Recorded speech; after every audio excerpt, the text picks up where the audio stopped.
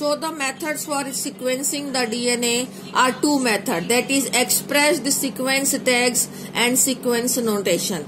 Expressed sequence tags, as the word is there, for this the whatever the sequence of the DNA which is expressed in the form of protein, that means the coding part. Look at here, suppose this is the DNA and this DNA has some coding and some non-coding part.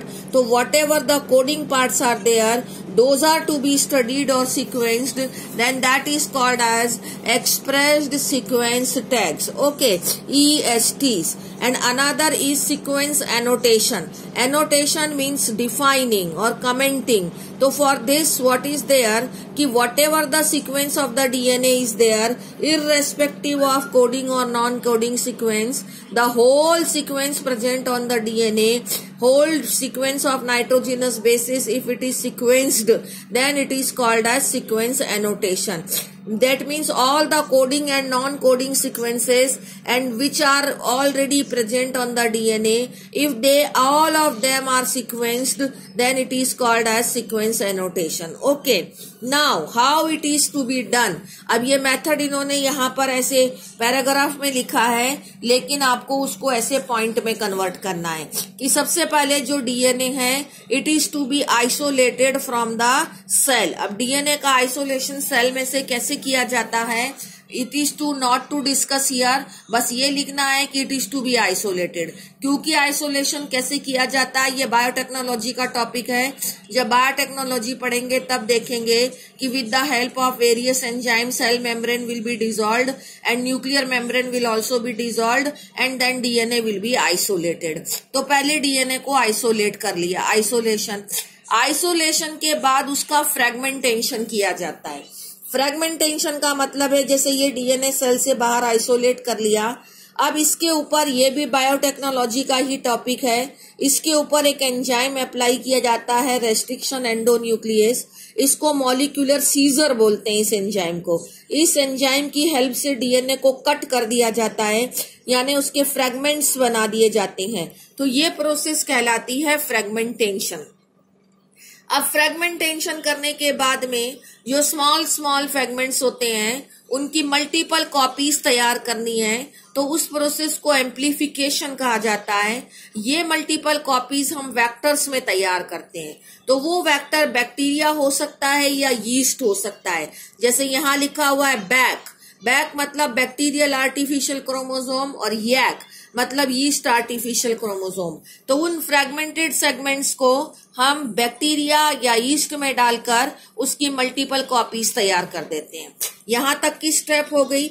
इसके आगे की step जो है उसको करने के लिए Frederick Sanger ने इसकी ऑटोमेटेड डीएनए सीक्वेंसिंग करी थी. ऑटोमेटेड डीएनए सीक्वेंसिंग के लिए फ्रेडरिक सेंगर को नोबेल प्राइज मिला, और फ्रेडरिक सेंगर को 2 बार नोबेल प्राइज मिला हुआ है. एक बार उन्होंने एमिनो एसिड्स वो कौन से प्रोटीन्स को कोड करते हैं या determination of amino acid sequence in proteins, it for that also the Sanger has got the Nobel Prize. Okay, अब सेंगर का यहाँ पर क्या कंट्रीब्यूशन था कि उन्होंने, क्योंकि डीएनए जो है वो इस तरह से इसको एक तरफ से ग्रुपिंग कर देता है, इसको ग्रुपिंग कर दे मतलब कि नेटवर्क बना हुआ होता है. अब इस नेटवर्क को उसको सेपरेट करा है, सीक्वेंस किया है. पहले इसकी एक ऐसे स्ट्रेट फॉरवर्ड यानी कि डबल एक स्ट्रेट उसका स्ट्रैंड बना दिया, क्योंकि ये नेटवर्क बना हुआ था, कॉइल्ड था, तो उसका एक स्ट्रेट नेटवर्क बना दिया.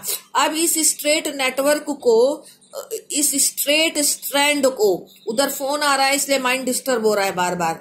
आई मीन टू से कि डीएनए यहाँ पर इस तरह से कॉइल्ड पड़ा होता है, उसको एक स्ट्रेट स्ट्रैंड के फॉर्म में कन्वर्ट कर दिया. जूम क्लास के लिए उधर से मैसेज आ रहा है. अब यहाँ पर ये जो स्ट्रेट पड़ा हुआ है, इसके ओवरलैपिंग सेगमेंट्स को, ये क्योंकि सारा ओवरलैप हो रहा है, ओवरलैपिंग सेगमेंट को सेपरेट करना मैन्युअली पॉसिबल नहीं था, इसलिए उसको क्या किया गया, कंप्यूटेशनल डिवाइसेस की हेल्प से उनको सेपरेट करके और उनकी सीक्वेंसिंग की गई. और इसके लिए सेंगर को नोबेल प्राइज मिला.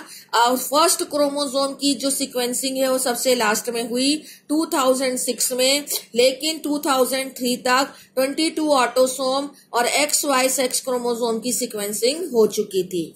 अब इसके बाद में जो टॉपिक है वो टॉपिक ये है कि साइलेंट फीचर्स ह्यूमन जीनोम के क्या हैं। We will be discussing it in the next